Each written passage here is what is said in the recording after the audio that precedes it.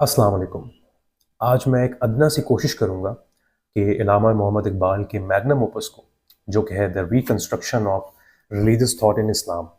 इसको briefly review कर सकूँ और आपके सामने इसके ऐसे प्रोफाउंड, ऐसे मीनिंगफुल कॉन्सेप्ट्स रख सकूँ कि जिससे आपके अंदर एक एक इंटरेस्ट डेवलप हो कि आप इस किताब को पढ़ें, आप इकबाल को पढ़ें और समझें कि उनका मैसेज क्या था, उन्होंने इस्लाम को किस तरह से अंडरस्टैंड किया, इंटरप्रेट किया। ये बेसिकली सीरीज ऑफ लेक्चर्स थे जो कि मद्रास मुस्लिम एसोसिएशन की रिक्वेस्ट पे अल्लामा इकबाल ने मुख्तलिफ शहरों में दिए थे, जैसे कि अलीगढ़, हैदराबाद, मद्रास इटसेल्फ, और फिर 1930 में जाके ये जो लेक्चर्स थे ये बुक की फॉर्म में पब्लिश हुए। इस बुक को लिखने का बेसिकली जो मोटिव था अल्लामा इकबाल का, वो ये था कि वो बड़े ही, आप कह लें कि कीनली हर चीज़ को देखते थे, फिलोसफिकल लेंस से, साइंटिफिक लेंस से, रिलीजियस लेंस से। दुनिया में क्या हो रहा है, ग्लोबल कल्चर में किस तरह के शिफ्ट्स आ रहे हैं, ओवरऑल साइंटिफिक एडवांसमेंट्स किस किस्म की हो रही हैं, ह्यूमन इंटेलेक्ट लेवल कहाँ पे स्टैंड करता है और किस तरह से इवॉल्व कर रहा है, और मुस्लिम्स ओवरऑल सब कॉन्टिनेंट के जो हैं उनको किन मसाइल का सामना है, वो कहाँ पे लैग कर रहे हैं, क्यों जो मॉडर्न जहन का मुसलमान है 20th सेंचुरी का, मैं कहूँगा बल्कि आज भी ये उतनी ही रेलिवेंट है कि 20th सेंचुरी का या 21st सेंचुरी का जो बेसिकली मॉडर्न कॉम्प्लेक्स माइंड है मुस्लिम्स का, जो कि बाहर से पढ़कर आते हैं और उनको वो फिर रिलीजन से शायद इतना रिलेट नहीं कर पाते, वो क्यों नहीं कर पाते, वो ये बहुत बड़ा कंसर्न है जिसको अल्लामा इकबाल ने एड्रेस किया इसके अंदर। और उनके मुताबिक एक बहुत ही ये चीज़ नेसेसरी हो चुकी है कि हम दोबारा से जो इस्लामिक फ़िलासफ़ी है उसको रिकंस्ट्रक्ट करें, जो रिलीजियस थॉट है उसको दोबारा से हम जो है तामीर करें, उसको मॉडर्न डे की लाइट में रहते हुए जो है अंडरस्टैंड करने की कोशिश करें, ताकि वो जो आप कह लें कि इटर्नल प्रिंसिपल्स हैं या एवर लास्टिंग गाइडेंस है, प्रिंसिपल्स हैं इस्लाम के अंदर, उनका इतलाक इस ज़माने के हिसाब से किस तरह से करना है वो हम बेहतरीन तरीके से समझ सकें और हम उसकी रेलेवेंस को समझ सकें, हम समझ सकें कि कितनी बड़ी ब्लेसिंग, कितनी बड़ी गाइडेंस हमारे पास है। तो ये इस पर्पज़ था इस किताब का, और इसमें अल्लामा इकबाल ने बहुत ज़बरदस्त थीम्स पे जो है डिस्कशन की है। उसमें से कुछ थीम्स को हम देखेंगे, जिसमें सबसे पहले आती है खुदी। अच्छा, तो खुदी है आपकी ईगो। ईगो से खुदी को वैसे जनरली लोग गलत उसमें ले लेते हैं कि जैसे ये सेल्फ रिस्पेक्ट की बात है। इट्स अबाउट बेसिकली कि इंसान के अंदर जो पोटेंशियल्स हैं, जो डिवाइन स्पार्क इंसान के अंदर मौजूद है, ठीक है, वो डिवाइन स्पार्क जो कि इंसान जिसको ऑप्टिमाइज करता है ज़िंदगी भर, जब इंसान एक्सपीरियंसेस करता है अपने, आप कह लो क्या कह लें कि आसपास के इन्वायरमेंट से चीज़ें लर्न करता है, स्ट्रगल से गुजरता है और मुख्तलिफ चीज़ों को अगेन एक्सपीरियंस करता है, उससे इंसान अपने आप को किस तरह से डेवलप करता है, नरिश करता है, बिल्कुल उस सीड की तरह जिसको जब एक ख़ास इन्वायरमेंट मुयसर होता है, अच्छी सॉइल, मिट्टी, पानी, सब चीज़ें, तो वो फिर एक तनावर या स्ट्रॉन्ग दरख्त की फॉर्म में जो है उभर के सामने आता है। ऑब्वियसली उसको भी स्ट्रगल करनी पड़ती है जब उसको वो इन्वायरमेंट प्रॉपर्ली नहीं मिल रहा होता, वो रेनफॉल उस तरह से नहीं होती, सब कुछ इसी तरह से इंसान की ज़िंदगी में भी डाइवर्स किस्म के जो हैं सिचुएशंस होती हैं और उसको एक्सपीरियंसेस करने पड़ते हैं, और यही बेसिकली उसका टेस्ट है कि वो अपनी ईगो को, खुदी को कितना ऑप्टिमाइज करता है, किस लेवल पे करता है और अपने आप को इल्मी और अखलाकी तौर पे कितना बुलंद करता है। तो ये है ईगो। और फिर आती है अल्टीमेट ईगो, यानी कि अल्लाह सुब्हाना ताला, God, the creator of this universe. अल्लाह ताला को इकबाल एक क्रिएटिव, एक डायनामिक फोर्स के तौर पे देखते हैं, जो कि अल्टीमेट ईगो है, जो कि सारे के सारे जो क्वालिटीज़ हमारे अंदर हैं वो उसका टाइनी सा एक बहुत छोटा सा फ्रैक्शन है, और हमारे अंदर वो पोटेंशियल्स अल्लाह ताला ने डाले हुए हैं, उसको ऑप्टिमाइज करके हम कितना आगे लेके जाते हैं ज़िंदगी में, जैसे जैसे हम नेविगेट करते हैं ज़िंदगी में और मुख्तलिफ फेजेस से गुजरते हैं, ये हमारी मेहनत पे, हमारी फ्रीडम पे डिपेंड करता है, यानी हमारे पास जो फ्री विल है कि हम खुद अपनी मेहनत से कितना आगे बढ़ते हैं एज इंडिविजुअल्स। तो वो एट्रीब्यूट्स, वो क्वालिटीज़ क्या हैं, वो बेसिकली है कि अल्लाह ताला की जो नॉलेज है उसके हवाले से, उसकी मर्सी, उसका रहम, उसका प्यार, उसका ओवरऑल, उसकी पावर, ठीक है, जैसे इकबाल खुद कहते हैं कि power is more divine then truth, उसकी पावर, उसका जस्टिस जिस तरह से वो करता है, उसकी लॉजिक, हिकमत जो जिस पे उसने पूरी कायनात को जो है बनाया। इकबाल रिलीजन और साइंस को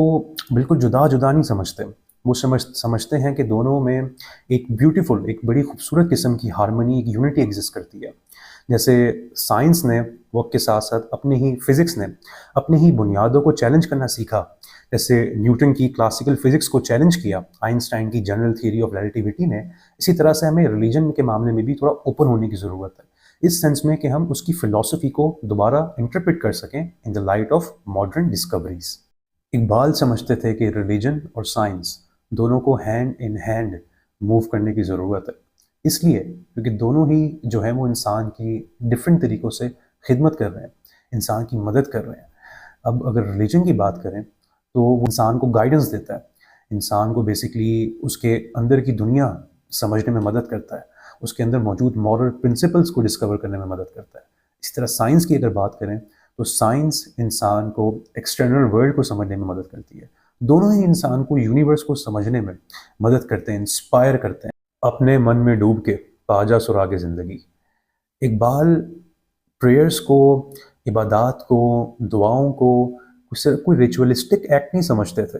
بلکہ ان کے نزدیک ان کا بہت بڑا پرپز ہوتا ہے۔ جب انسان اپنے من میں ڈوبتا ہے، اپنے اندر موجود نیچرل جو اللہ تعالیٰ نے اس کے اندر ایک رہنمائی، ایک گائیڈنس رکھی ہے، اچھائی اور برائی کی تمیز، اس کا فرق انسان کے اندر موجود ہے، اس کو سمجھنا ہوتا ہے زندگی میں۔ جب اس کے قریب پہنچتا ہے، اس کو محسوس کرتا ہے، خدا تعالیٰ کے قریب پہنچتا ہے، الٹیمیٹ ریالٹی کو ایکسپیرینس کرتا ہے، تو جب وہ باہر نکلتا ہے اپنے من سے، تو دنیا میں جو اس کے ایکشنز ہیں ان میں بھی وہ اثر نظر آنا چاہیے۔ یہ بیسکلی اقبال کے نزدیک پریئرس کا کانسیپٹ ہے۔ اقبال نے بڑے فیمسلی کہا تھا، prayers must be regarded as a necessary complement to the intellectual activity of the observer of nature. یعنی دیکھیں سائنس سے کتنا زیادہ جوڑتے تھے۔ اقبال کے نزدیک مذہبی آدمی وہ ہے جس کی پیاس سائنس دان سے زیادہ ہو، یعنی کہ سائنٹسٹ سے زیادہ ہو۔ اقبال کی جو یہ ریکنسٹرکشن ہے، اس کو ہم ایک ریشنل موومنٹ سمجھ سکتے ہیں۔ اسلام کی جو اسپرٹ ہے، ڈائنامک، کریٹو، ریفلیکٹو،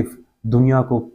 ڈسکور کرنے کی، انسان کو یہ میسج دیتا ہے اسلام۔ قرآن میں یہ میسج دیا جاتا ہے کہ انسان جو ہے وہ اپنی فیکلٹیز کا استعمال کرے، دیکھنے کی، سننے کی، بولنے کی، چیزوں کو سمجھنے کی، اور کائنات پہ غور و فکر کرے۔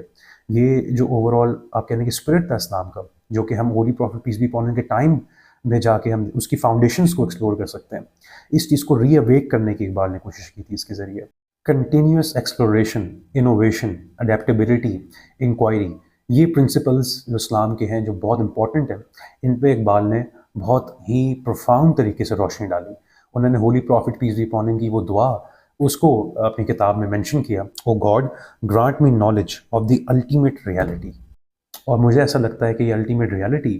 اور اقبال کو پڑھنے کے بعد جو میں میننگ امپلائی کرتا ہوں وہ یہی ہے کہ یہ الٹیمیٹ ریالٹی کو ایکسپیرینس کرنا، وہ اسپریچول ایکسپیرینس، وہ انٹیوٹیو ایکسپیرینس جو کہ مذہب کے ذریعے ہوتا ہے، یہ تب ہوتا ہے جب ہم تینوں برانچز جو ہیں نالج کی، فلسفی، سائنس، ریلیجن، ان تینوں کو اپریشیٹ کریں، اور ان تینوں کو الگ الگ نہ رکھیں، بلکہ ان کے درمیان وہ ہارمونی، وہ یونٹی تلاش کریں جو ہمیں ایک ہائر ریالٹی تک لے جا سکے، ہم وہ اسپریچول ایکسپیرینس کر سکیں،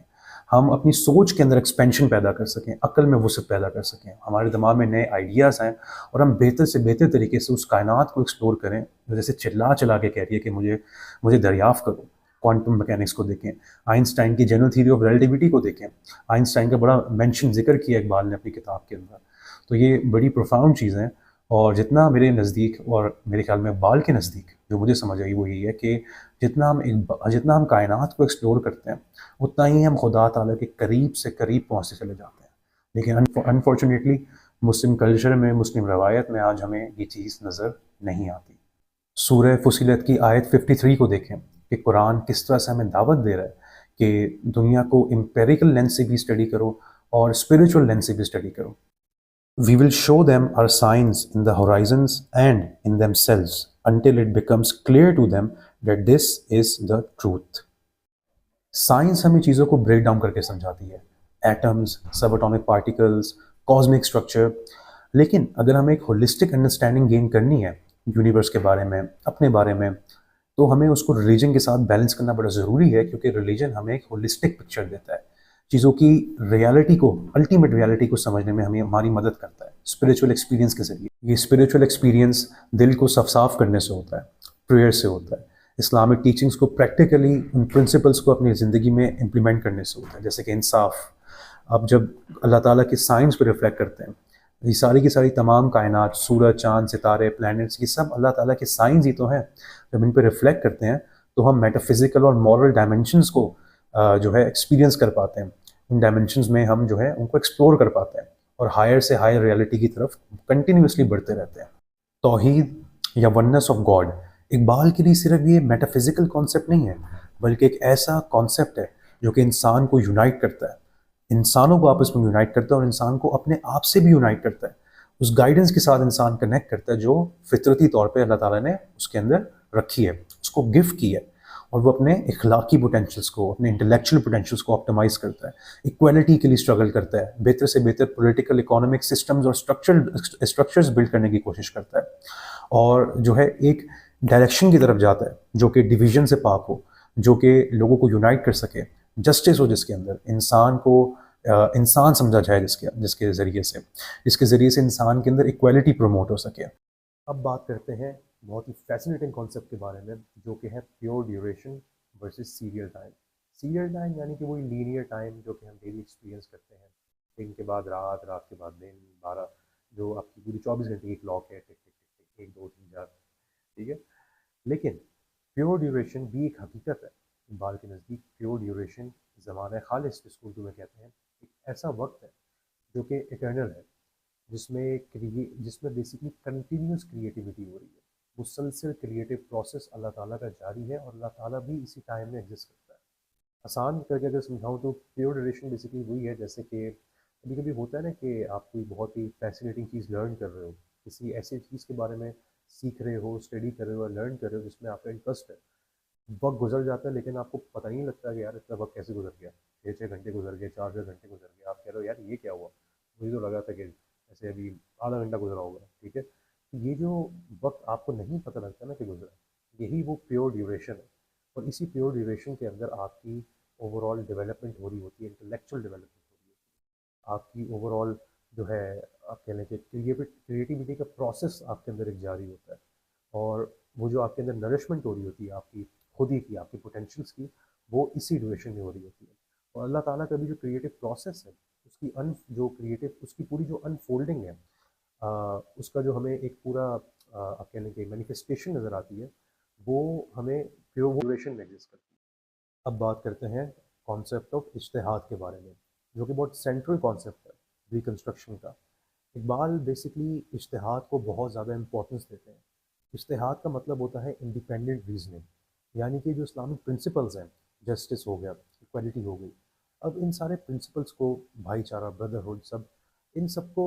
جو ہے بدلتے ہوئے زمانوں کے ساتھ کس طرح سے ری انٹرپریٹ کرنا ہے، دوبارہ سے سمجھنا ہے، کانٹیکس کے مطابق میں اس طرح سے سمجھنا ہے کہ جو اس بدلتے ہوئے زمانے، جو بھی زمانہ ہے، ٹھیک ہے، جو بھی سوسائٹل ریالٹیز ہیں، جو بھی مٹیریل کنڈیشنز ہیں، اس زمانے کے انسانوں کو ہیلپ آؤٹ کر سکے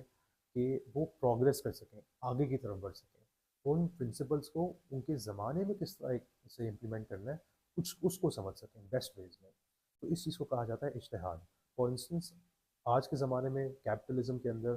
بینکنگ سسٹم ایگزسٹ کرتا ہے، اور اس کو لے کے کافی ساری ڈیبیٹس ہوتی ہیں، کافی ڈسکشنز ہوتی ہیں. تو اسی کو ایتھیکلی کس طرح سے اس میں پرنسپلس کو اپلائی کیا جا سکتا ہے، جس سے اس کو بہتر بنایا جا سکتا ہے، اس کے لیے اسلامک بینکنگ کا ایک آلٹرنیٹیو موجود ہے. یہ بھی اجتہاد کے نتیجے میں سامنے آیا ہے. So to conclude, spirit of Muslim culture کیا ہے اقبال کے نزدیک؟ اسپرٹ آف مسلم کلچر یہ ہونی چاہیے کہ مسلمان اپنے آپ کو علمی اور اخلاقی طور پہ بلند کریں، ماڈرن ایجوکیشن کو ایکوائر کریں،